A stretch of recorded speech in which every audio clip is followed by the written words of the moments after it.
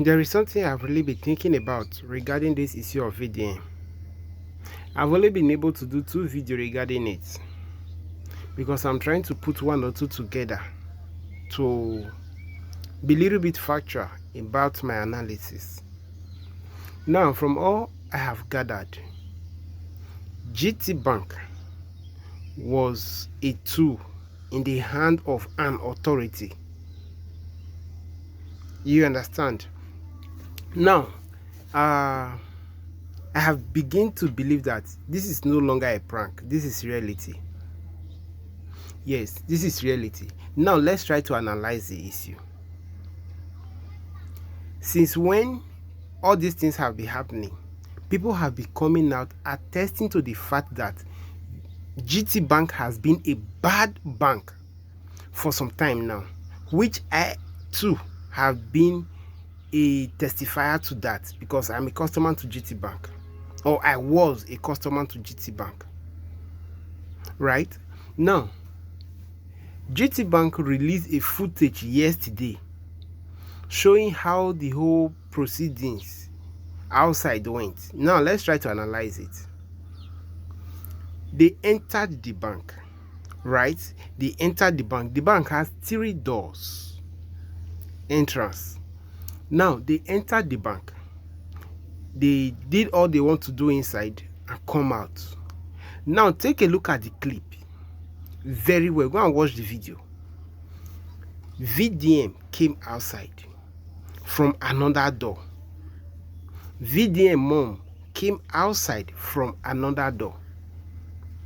CPAC, who was with the key of VDM's car, was coming outside from another door. CPAC was the one that was delayed.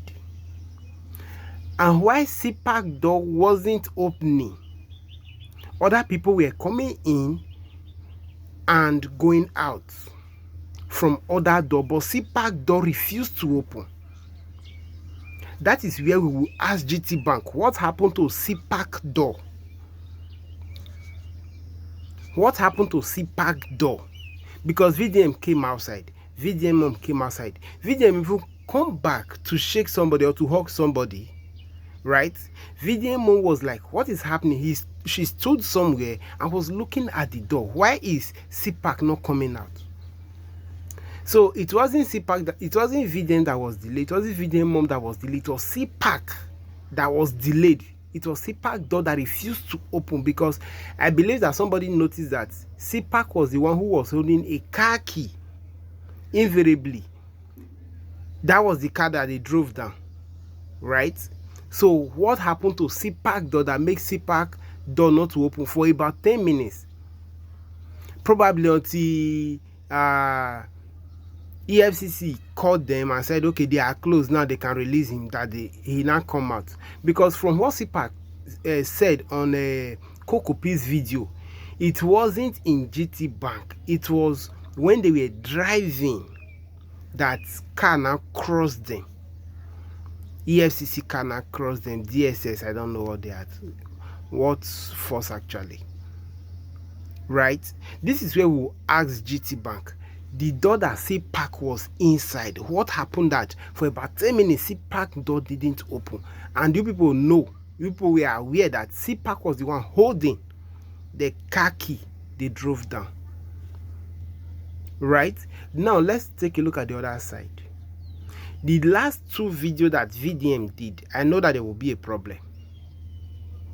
Number 1 video was when he talked about Nyesom Wike, saying that now that every governor is decamping to APC, what will be the fate of Nyesom Wike?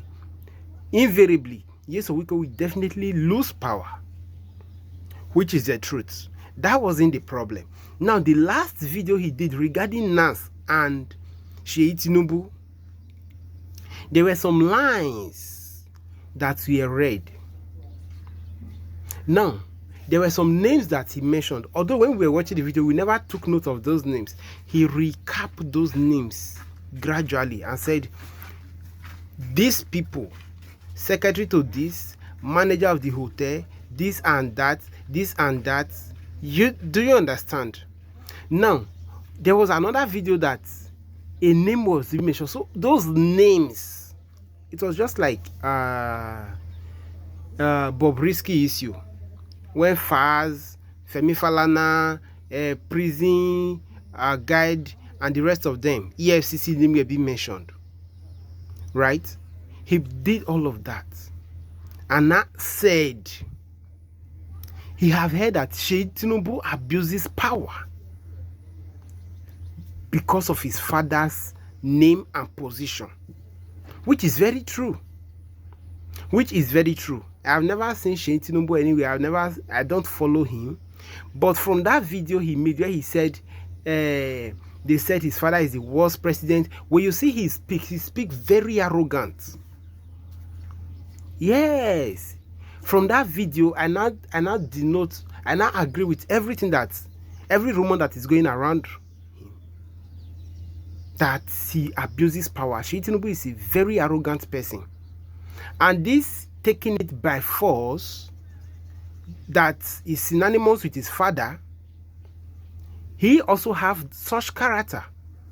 Because from the explanation the NAS president gave, he showed that he's an arrogant person, and he's this type that always took things by force. Right? So, as we are calling GT Bank, can we also be calling Sheyi Tinubu? Because from all the indications here, as far as APC is concerned, every forces in Nigeria are two in their palm. This arrest might be coming from Sheyi Tinubu. This arrest might be coming from Nyesom Wike. This arrest might even be coming from APC, because they asked him to apologize the last time. He said he will never apologize. It might also be coming from APC, just because he said, of what importance is Akpabio going to Rome for the burial of Pope,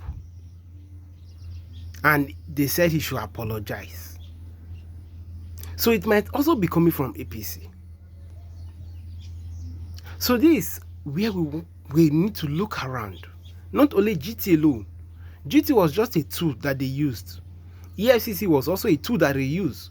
So can we trace the foundation? Can we trace the link? Can we trace the source of this problem?